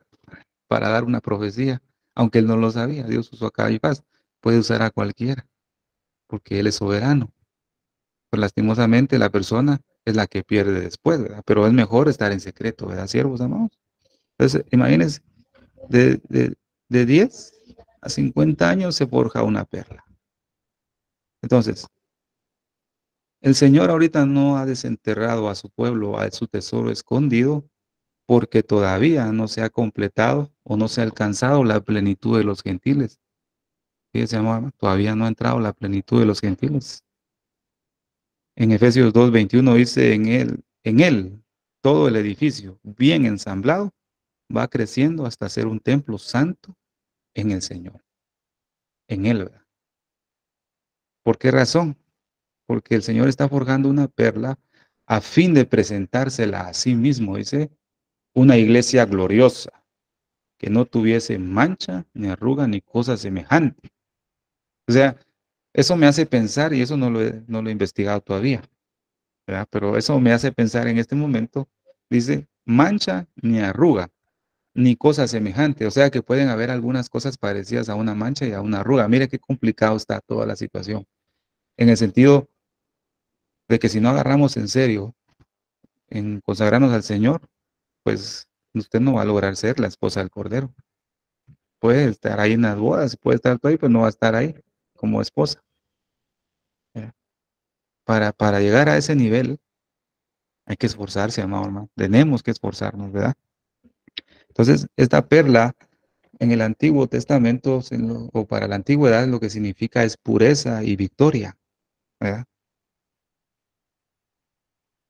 Nosotros como iglesia del Señor debemos permanecer así, en victoria. Y cada vez que estamos en victoria es porque el Señor nos va forjando cada día más como esa perla. Porque va a llegar un momento en que el Señor va a colocar a su iglesia delante de sí, como lo dice Efesios aquí, va, 5:27. Va a llegar un momento que el Señor la va a exhibir. Todavía no es tiempo. Fíjese, todavía nosotros como iglesia no estamos aptos para ser exhibidos porque tenemos manchas, tenemos arrugas, tenemos cosas semejantes a esas. Quedaríamos en ridículo si el Señor nos exhibe ahorita a nosotros como iglesia. Estamos sucios. Pero va a llegar el día en que Él, como nos está forjando como una perla preciosa, nos va a exhibir. Maravillosa, una iglesia gloriosa, y se va. ¿Se da cuenta, amado hermano? Gloria al Señor. Avancemos un poquito más. Ahora entramos a la parábola de la red. En esta no voy a profundizar mucho porque esta se la dejo mejor a mi pastor, ¿verdad? Hermano Luis es más experto en lo que es todo es lo que Apocalipsis. Déjeme decirle que yo casi no había leído muy a profundidad Apocalipsis. El Señor ha puesto en mi corazón leerlo detalladamente. No crea que he logrado entender mucho, poco a poco he ido comprendiendo, ¿verdad? Pero por eso no me adentro mucho ahorita aquí. Mejor se lo dejo a él, ¿verdad? Hay que le caiga a él, como dicen aquí, la chibolita, ¿no? Damos gloria a Dios, pero la parábola de la red es figura, fíjese, vamos a leerlo. Asimismo, el reino de los cielos es semejante a una red que echada en el mar recoge de toda clase de peces, y una vez llena, la sacan a la orilla, y sentados recogen lo bueno en cestas, y lo malo echan fuera. Así el fin del siglo. Saldrán los ángeles, dice, y apartarán a los malos de entre los justos, y los echarán en el horno de fuego. Ahí será el lloro, el crujir de dientes. Jesús les dijo, ¿habéis entendido todas estas cosas? Ellos respondieron, sí, Señor. Entonces de ahí surge la pregunta, Señor, ¿hasta cuánto? Ah, Pero dice, ¿habéis entendido todas estas cosas? Dice el Señor, ahí. Esta parábola lo que nos está hablando es el juicio de Dios sobre las naciones y sobre todos los pueblos, el juicio que viene, ¿verdad? Eh, Igual a tribulación, gran tribulación, etcétera. Pero a eso se lo dejo a nuestro pastor, ¿verdad? Entonces, lo único que puedo tocar acá es que dice, y enviará sus ángeles con gran voz de trompeta, y juntarán a sus escogidos de los cuatro vientos desde un extremo del cielo hasta el otro, ¿verdad? Entonces, esta parábola de la red nos habla de los juicios de Dios, ¿no? Los juicios de Dios de la segunda venida de nuestro Señor Jesucristo. Se afirmarán sus pies en aquel día sobre el monte de los olivos que está enfrente de Jerusalén al oriente, y el monte de los olivos se partirá por en medio. ¿Usted ya conoce este pasaje? Por el Señor, y seguimos avanzando acá. Mateo capítulo 13, versículos 51 y 52. Jesús les dijo, ¿habéis entendido todas estas cosas? Ellos respondieron, sí, Señor. Y él les dijo, por eso todo escriba docto en el reino de los cielos es semejante a un padre de familia que saca de su tesoro cosas nuevas y cosas viejas. ¿Quién es el padre de familia? Es figura de nuestro Señor Jesucristo también y de nuestro gran sumo sacerdote. Hebreos 10, capítulo 10, versículo 21 y 22. Y teniendo un gran sacerdote sobre la casa de Dios, acerquémonos con corazón sincero en plena certidumbre de fe, purificando los corazones de mala conciencia y lavados los cuerpos con agua pura. Se relaciona con Apocalipsis 3:21, al que venciere. ¿Quién es el que se va a casar? Los más que vencedores. Romanos lo habla, ¿verdad? Tribulación, angustia, persecución, hambre, desnudez, sobre todas estas cosas, nosotros somos más que vencedores en Cristo Jesús. ¿Hemos sido vencedores en estas cosas, no? ¿O hemos fracasado en algunas de las que dice Romanos? Tenemos que examinar en eso, si somos vencedores, porque dice, el que venciere le daré que se siente conmigo en mi trono. ¿Quién es el que se va a sentar con el rey en su trono? Es la única que es la reina, ¿va?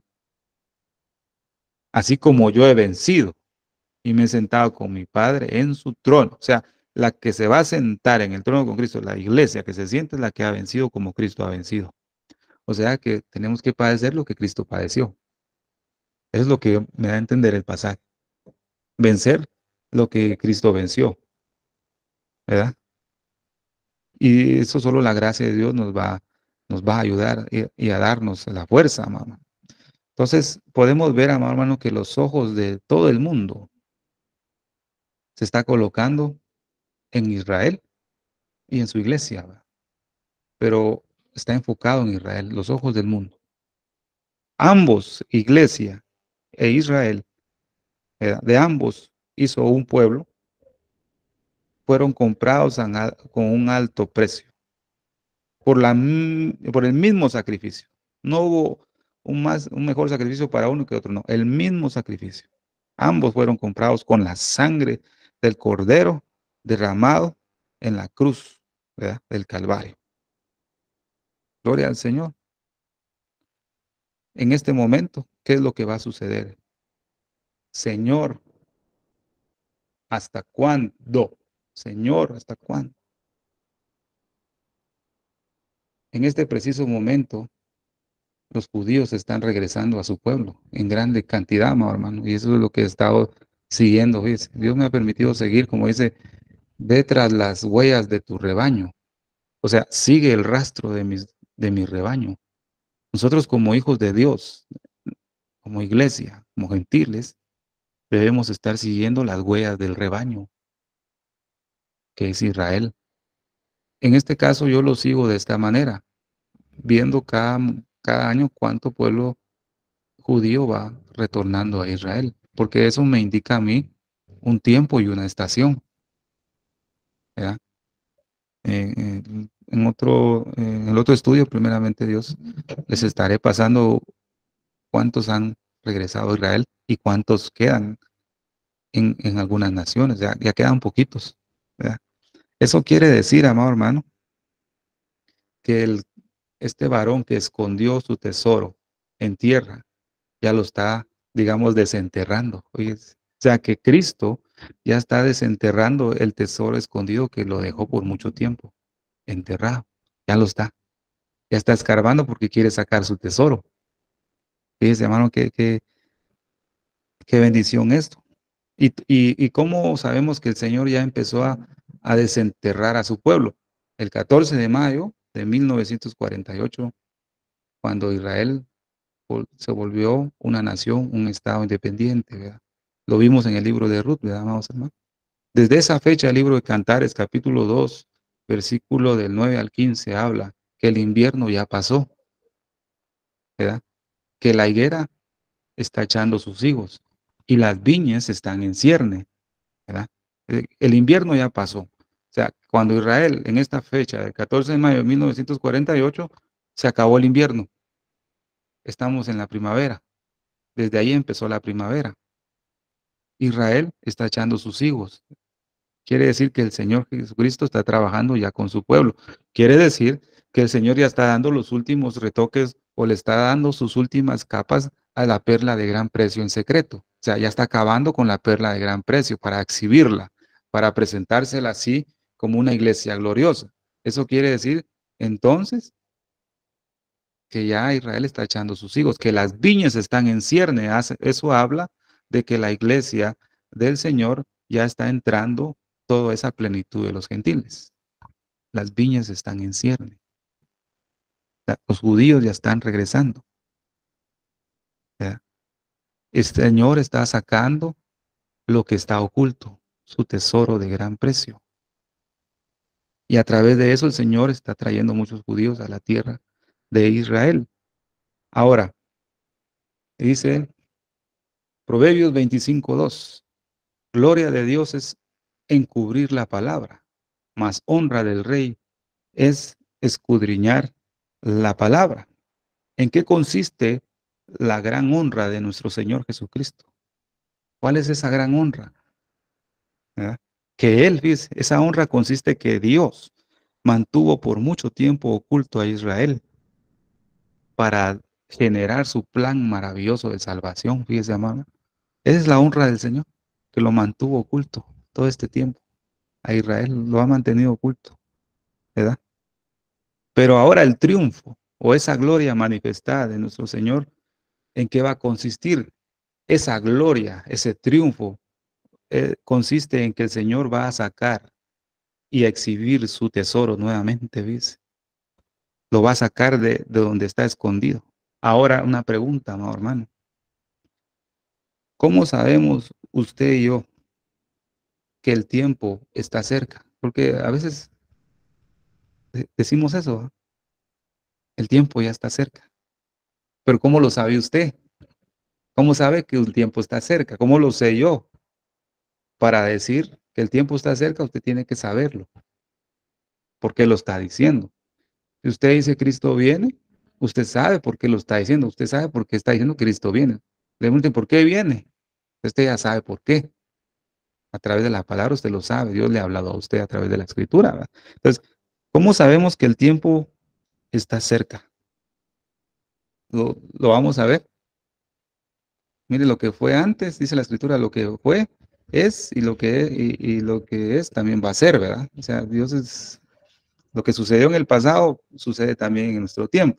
Entonces, ¿cómo sabemos que el tiempo está cerca? ¿Qué tiempo? Nuestro éxodo, amado hermano. Nosotros como pueblo del Señor vamos a tener nuestro éxodo. Dice, de Ramasés partieron en el mes primero, y a los 15 días del mes primero, el segundo día de la Pascua, salieron los hijos de Israel con mano alta a ojos de todos los egipcios. Entonces, el segundo día, para Dios un día es, ¿qué? 1000 años, y 1000 años para Dios es un día. Entonces, en el segundo día de la Pascua salieron los hijos de Israel con mano alta a ojos de todos los egipcios.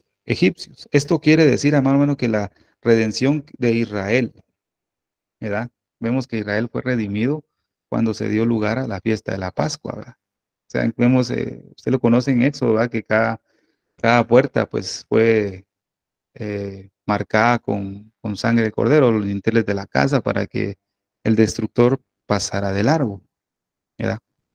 Eso es figura del precio de la salvación que nuestro Señor Jesucristo hizo, usted muy bien lo sabe. Pero vemos que el pueblo de Israel permaneció por mucho tiempo oculto en la tierra de Egipto, pero fue exhibido después de 2 días. Dice, imagínense, salieron con mano alta a ojos, a ojos de todos los egipcios. Es el tiempo de Dios, ¿sí? No es el tiempo de uno. El tiempo de Dios, Él va a exhibir tanto a su pueblo como a su iglesia, a ojos de los egipcios. Los egipcios es figura del mundo, ¿va? El Señor va a exhibir a su iglesia, ¿verdad? Pero al segundo día, dice. Mire, mire, mire qué tremendo esto. Este es el plan de Dios, este es un plan el profético de la salvación de Dios. Entonces, la salvación de Israel de la esclavitud de Satanás, porque Faraón es figura del diablo, ¿verdad? La salvación que tuvo el Señor para Israel de la esclavitud de Satanás y del pecado, que fue hace 2000 años atrás, ¿verdad? En el sacrificio en la cruz. Esa fue la salvación que Dios trajo para Israel y para el mar de las naciones, o sea, para nosotros también.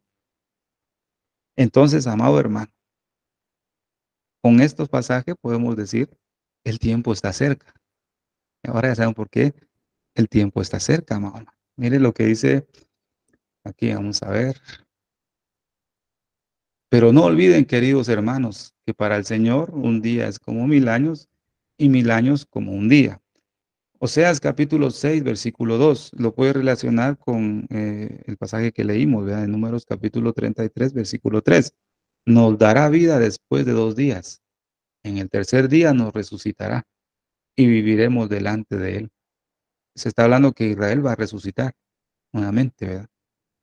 Pero nos dará vida después de 2 días. En el Números 33 dice, al segundo día de la Pascua, los hijos de Israel salieron osadamente a la vista de todos los egipcios, volvieron a vivir. Israel en la esclavitud estaba muerto. Israel en la dispersión estaba muerto. Pero ahora que ha regresado a la vista de los egipcios, a su tierra que está regresando, se está evidenciando que el tiempo está cerca. Pero lastimosamente, amado hermano, mucho hijo de Dios no está viendo esa señal, está viendo otras, ¿verdad? No se está dando cuenta que estamos por concluir casi el segundo día. Va a ocurrir algo muy maravilloso. El tiempo de la perla preciosa de Cristo Jesús está llegando a su conclusión, amado hermano. Nosotros somos esa generación que va a experimentar, amado hermano, cómo el Señor va a sacar a la luz ese tesoro escondido y cómo va a evidenciar a la perla de gran precio. Gloria al Señor. Dice Romanos 11:25, porque no quiero, hermanos, que ignoréis este misterio para que no seáis arrogantes en cuanto a vosotros mismos, que ha acontecido a Israel un endurecimiento. Ese endurecimiento habla de lo que explicamos de la parábola, que el Señor Jesús escondió a su pueblo y lo enterró. O sea, pagó un alto precio y lo volvió a esconder. ¿Verdad? Que ha acontecido a Israel un endurecimiento en parte, hasta que haya entrado la plenitud de los gentiles, puede decir, hasta que el Señor haya forjado la perla de gran precio. Todavía no ha terminado, ¿verdad? Por eso todavía Israel sigue enterrado, pero Dios ya lo está sacando a la luz. Entonces vemos que Israel en el tercer día dejó Egipto, ¿verdad? Dejó la tierra de esclavitud, pasó el Mar Rojo, ¿verdad? Y llegó a la libertad, ¿verdad? A la tierra prometida. Gloria al Señor. Ahora vamos a ver algo muy importante. Permítame, hermanos, un momento.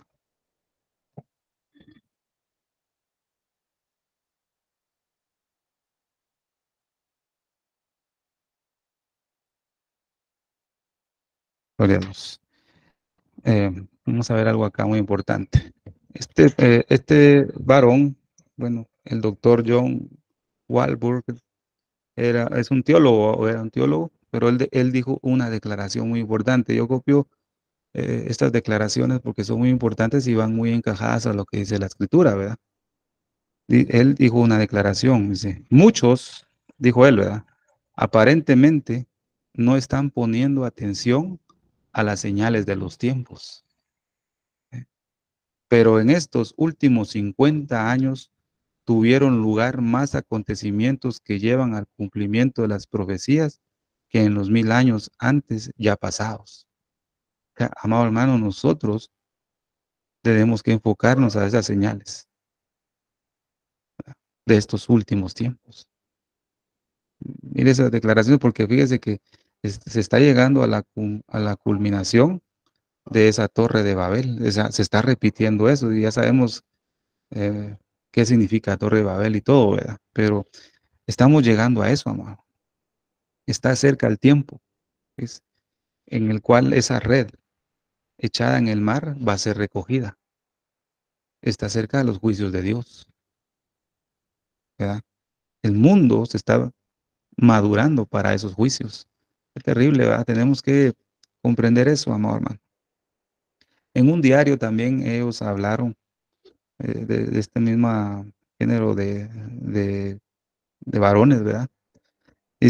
Dijeron en un diario que ellos publicaban, dice, pronto todo será posible. Imagínense, muchos años atrás ellos habían hecho una declaración de decir que pronto iba a ser posible todo. O sea, hablando de la tecnología, ahora usted puede imaginarse todo lo que está sucediendo hoy. El video que publicaron del ojo de Dios, ¿verdad? Que me puse a ver ahí, qué terrible eso, ¿verdad? O sea, el ojo de Dios le dicen que te van a controlar, quieren controlarte por todo, por cualquier medio posible, ¿verdad? Pues este varón que menciono acá, que es Neil Postman, ¿va?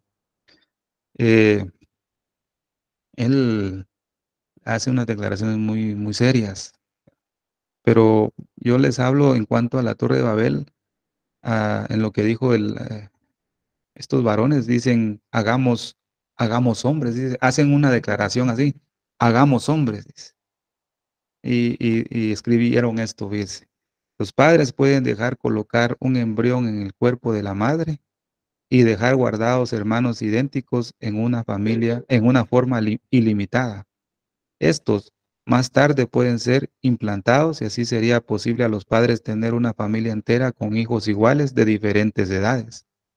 Los embriones restantes también pueden ser vendidos a otras familias, las cuales ya pueden ver en los niños nacidos cómo será un día los suyos. O sea, imagínense lo que estos varones eh, pensaban, que ellos iban a crear hombres. Y como está la tecnología hoy, la ciencia, pues creo que está más avanzada de lo que ellos han pensado, ¿va? Entonces, este varón en el libro que él hizo se llama El Tecnopolio. Ahí describe él, dice, 3 tipos de culturas. La primera cultura la llama la cultura de la herramienta. Y esto fue hasta el siglo XVII, dice. ¿Qué es la cultura de la herramienta? Dice que esta cultura es técnica y tecnología. No son independientes, sino que están sujetas a reglas de obligaciones y a un sistema social religioso. Se tienen que sujetar a severos controles según los valores que rigen. O sea que esta cultura todavía estaba sujeta, ¿verdad? Sujeta a lo que, digamos, la palabra de Dios dice, ¿va? Pero en ese siglo. Ahora, la tecnocracia, que es la otra cultura que él divide, dice, es técnica y tecnología, alivian los lazos de los hombres y tradiciones políticas, religiosas y morales y entran en concurrencia con ellos. Aquí, por ejemplo, dice, información se torna mercadería independientemente de si tiene algún sentido o es de provecho. Imagino que aquí es algo igualitario, pero lo que se va a vivir o lo que ya se está viviendo en este tiempo es la tercera cultura que él dice, la tecnopolio. El tecnopolio, dice, es la tecnocracia llegado a ser totalitaria, el sometimiento de toda forma de vida cultural bajo el predominio de la técnica y tecnología. Aquí el arma es invertida y la sociedad es reformada imperceptible y sigilosamente, de modo que las necesidades y las reglas se tienen que adaptar a la tecnología. O sea que prácticamente, amado hermano, lo que estamos viviendo nosotros ahorita es lo siguiente que ellos dijeron, y eso es muy terrible. Los hombres ya no necesitan, ya no se sienten atados a las exigencias de la autoridad bíblica. O sea, han rechazado todo lo que es de Dios. O sea, con esto que ellos están ofreciendo, imagino en este tiempo, lo que dicen es, ya no necesitamos a Dios.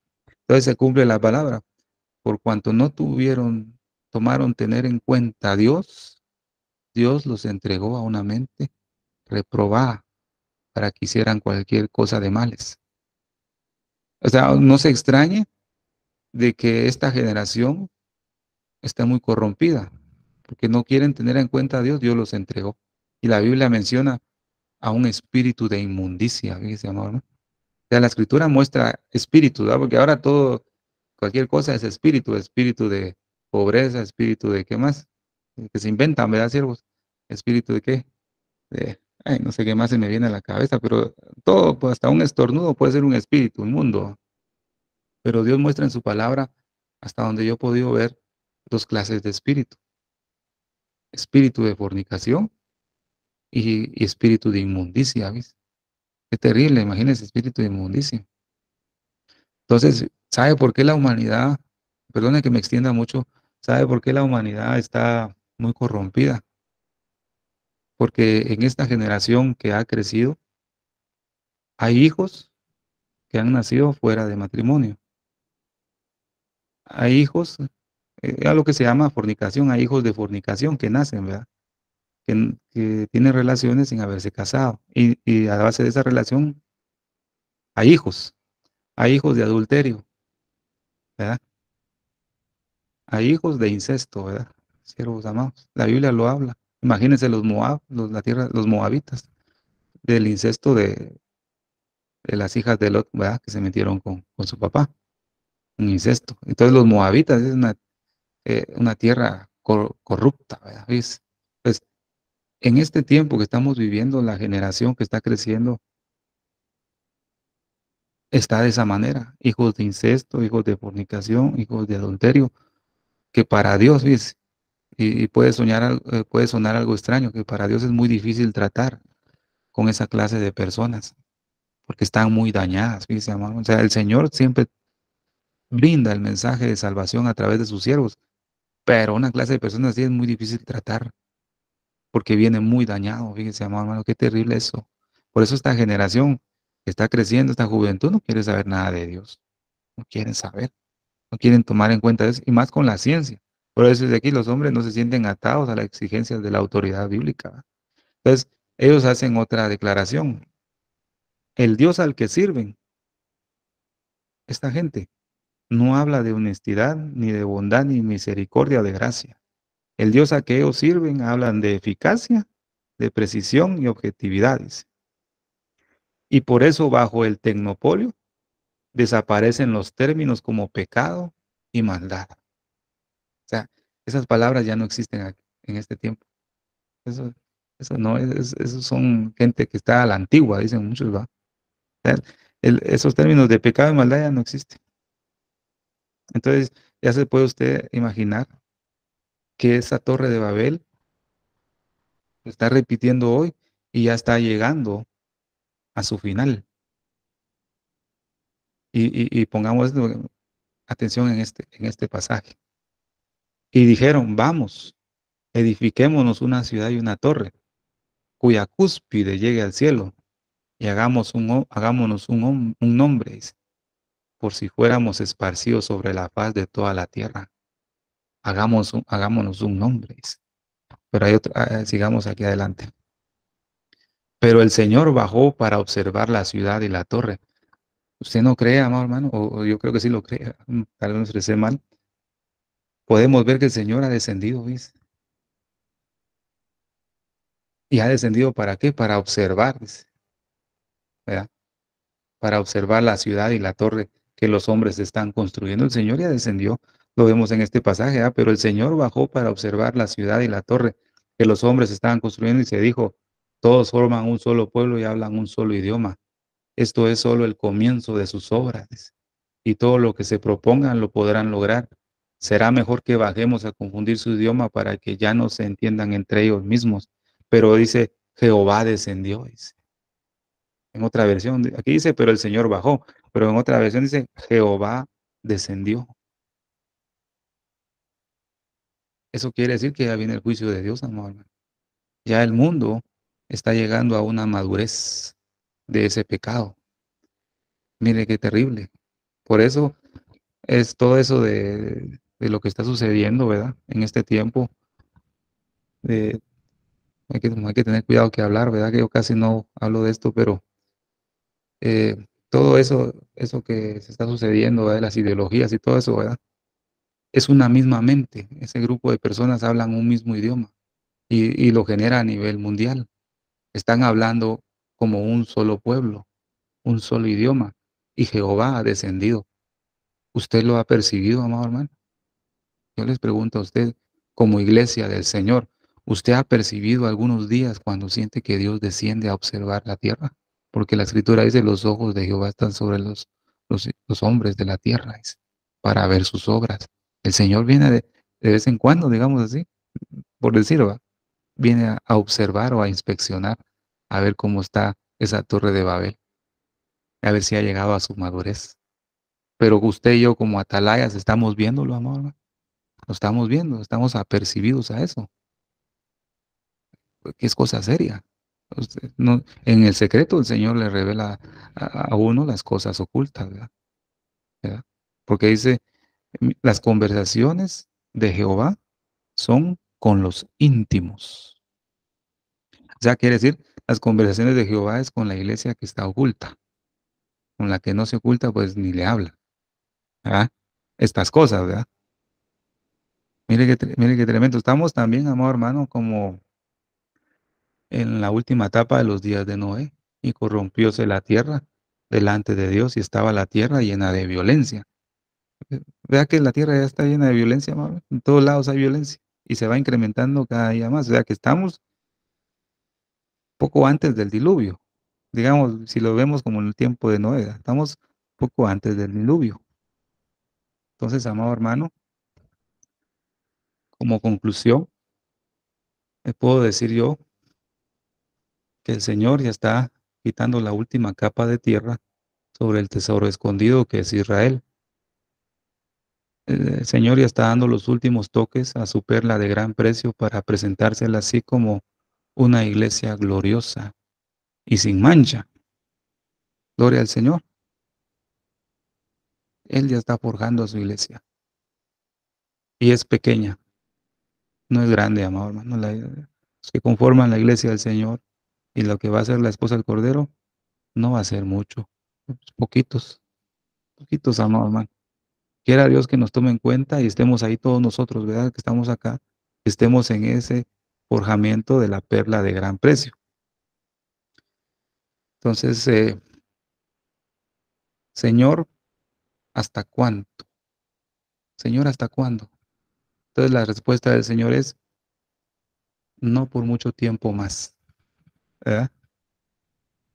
Quédese consolado con la respuesta del Señor, no por mucho tiempo más. Falta poquito, amado hermano y hermana. Aguantemos un poco, ¿verdad? Aguantémonos un poquito más con la ayuda del Señor, que nos ayude y en oración, que Dios nos dé un espíritu de gracia en oración a todos. Es lo que necesitamos para poder estar ahí. Así que Dios me los bendiga, amado hermano y hermana, en esta noche, que la palabra del Señor haya quedado en su corazón. Amén. Dios me los bendiga mucho. Amén, gloria a Dios. Muchísimas gracias, hermano Estuardo Revolorio. Tremendo mensaje nos trajo en el día de hoy para la gloria y la honra de Dios. Dios es bueno y misericordioso y siempre nos está hablando, familia. Siempre nos está hablando el Señor. Gloria al Señor. La palabra de Dios dice en Lucas capítulo 21, verso 36. Velad pues en todo tiempo orando que seáis tenidos por digno de escapar de todas estas cosas que vendrán y de estar en pie delante del Hijo del Hombre. Por eso, familia, siempre lo voy a decir y lo voy a repetir, es tiempo de buscarlo, de santificarnos y consagrarnos, porque Él es santo y sin santidad nadie le verá.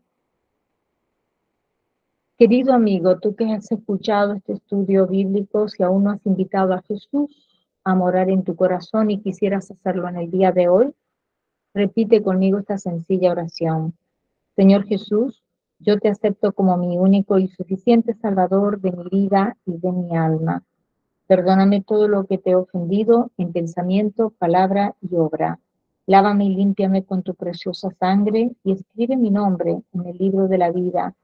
Séllame con tu Espíritu Santo, te lo pido, Padre Celestial, en el nombre de tu Hijo Jesús de Nazaret. Amén y amén.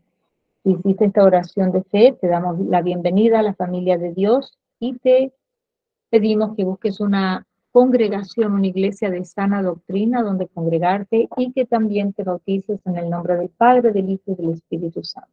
Amén. Vamos a orar para cerrar. A los hermanos que se encuentran con nosotros les pedimos que se queden porque tenemos un tiempo de preguntas y respuestas y también si usted tiene una opinión, quiera darlo, con mucho gusto lo vamos a escuchar. Amén. Vamos a orar en el nombre de Jesús. Padre Celestial, al cerrar esta reunión, queremos darte toda la gloria y honra. Gracias por el tiempo que hemos tenido hoy de aprender más de tu santa palabra. Bendice a cada persona que se tomó el tiempo de reunirse aquí hoy y también por aquellas personas que van a escuchar esta grabación en diferido.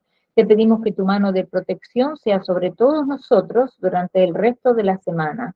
También te damos muchas gracias por nuestro hermano Estuardo Revolorio. Te pedimos que lo sigas bendiciendo y usándolo más y más para la gloria y la honra de tu nombre. En el nombre de Jesús te lo pedimos y te damos toda la gloria. Amén y amén. Que la paz de nuestro Señor Jesucristo sea con todos ustedes. Amén.